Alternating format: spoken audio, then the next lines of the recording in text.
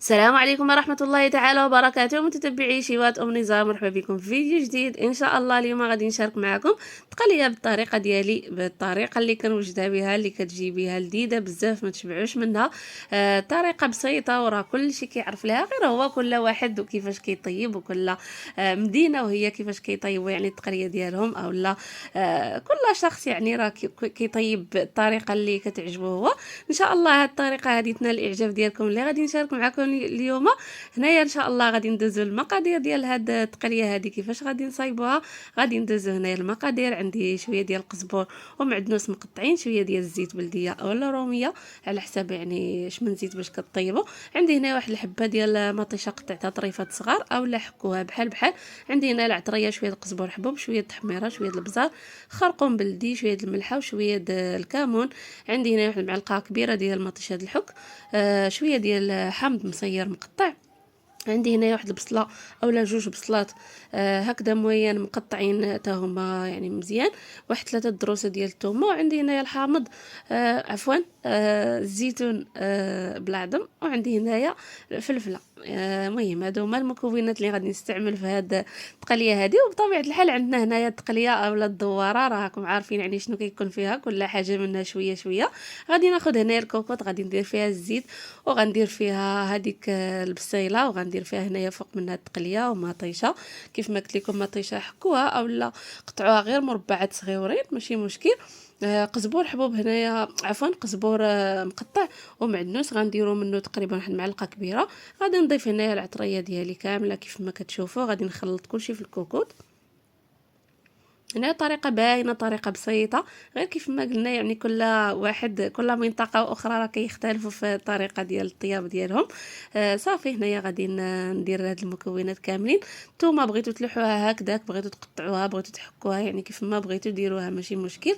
هنايا كنفضل انني نحكها في هاد التقليه كيف ما شفتوا. صافي وغادي ندير المكونات ديالي كاملين على هاد الشكل.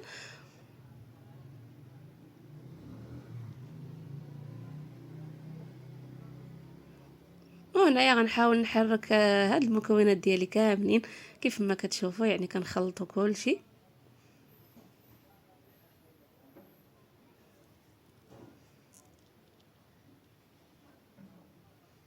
هنايا كاين اللي كيدير ضامه الزعفران اولا ضامه ديال البنه. مهم يعني بغيتو ديروهم. انا كندير شويه ديال ضامه ديال الزعفران، يعني غير واحد نصيص اولا ربيع هكا، غير يعني غير كنسم به صافي.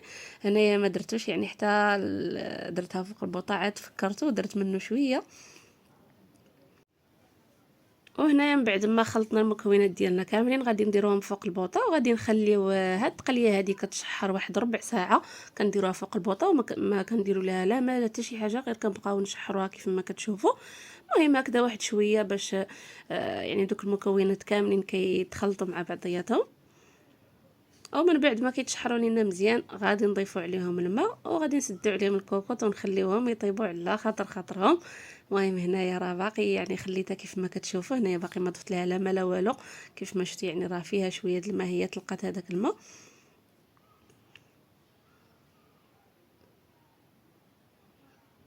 صافي هكا بحال كنشحروها يعني غير شويه، ومن بعد كنضيفوا عليها الماء. هنا كديروا الماء فاش غطيب. المهم انا هنايا راه كثرت الماء وخليتها تقريبا تقليه باش تجيكم زوينه. خليوها طيب مزيان، يعني كطيب على الاقل واحد ساعتين د المكانه، كطيب حتى كتذوب يعني التقليه ديالكم كطيب كتولي هي هذيك، سواء غلمي او معزي او بكري، يعني كيف ما بغات تكون.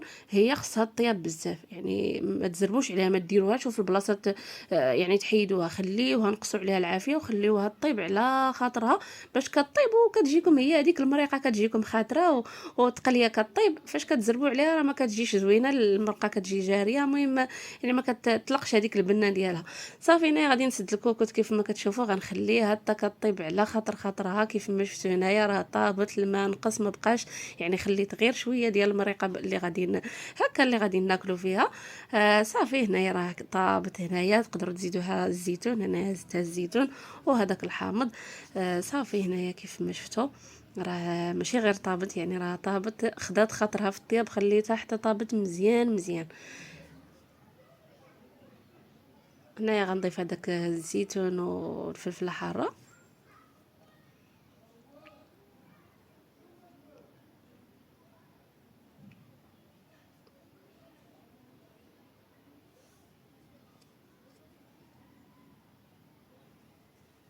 صافي هنايا راه الزيتون يعني درتو حتى طابت، عاد درت الزيتون خليته فيها شويه هكا حتى سخن معاها شويه صافي. وهنايا غادي نقدم التقليه ديالي في طبق التقديم كيف ما كتشوفوا.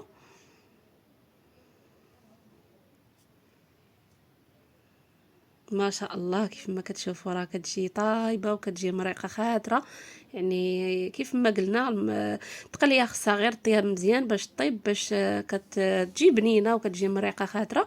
ما تزربوش عليها، خليوها طيب على خاطرها، وراه ان شاء الله غتجيكم واعره بزاف.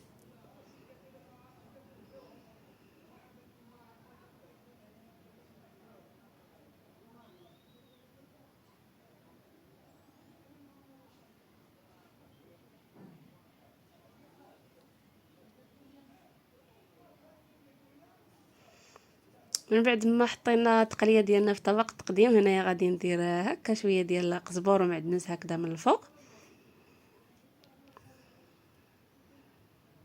وغندير شويه ديال الحامض مصير. الحامض مصير تقدروا المهم درناه يعني في التقليه طيبناه معاه. هنايا غادي نديروه من الفوق هكذا اللي بغاه ياكلو، اولا ديروا غير حامض عادي كتقطعوه حتى هو كطيبوه معاها، غير حامض عادي يعني بلا ما يكونش مصير، وقطعوه وطيبوه معاه حتى هو عادي، راه كيجي زوين حتى هو كيطلق المذاق ديالو حتى هو زوين في هاد التقليه هادي.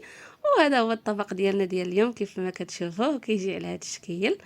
ما شاء الله يعني راه باينه كيفاش جات صراحه واعره بزاف، جات بنينه بنينه بنينه ما نعاودش لكم كيفاش جات. المهم يعني راه الشكل كيبان كتبان يعني الصوره راه موضحه كل شيء، راه بنينه ومعلكه ما شاء الله. ان شاء الله هاد الوصفه هذه تنال الاعجاب ديالكم وتجربوها بهذه الطريقه غادي تعجبكم بزاف. يعني بالنسبه للناس اللي ما كيصايبوهاش بهذه الطريقه جربوها، واللي كيصايبها بهذه الطريقه يعني راه باينه كيفاش غتجي، راه غتجيهم واعره بزاف. ان شاء الله هاد الوصفه تنال الاعجاب ديالكم. بغيت نطيبها للغدا، قلت علاش لا ما نشاركهاش مع المتتبعين ديالي، يقدر يكون شي حد ما كيطيبهاش بهذه الطريقه. ان شاء الله جربوها بهذا الشكل هذا، راه كتجي واعره بزاف، ان شاء الله غادي تعجبكم. واللي عجبته الوصفه ديال اليوم ما ينساش يشاركها مع الاصدقاء والاحباب، وما تبخلوش عليا كالعاده بلي لايك ولي كومونتير ديالكم. شكرا لكم بزاف بزاف على المتابعه، والى فيديو اخر ان شاء الله، والسلام عليكم ورحمه الله تعالى وبركاته.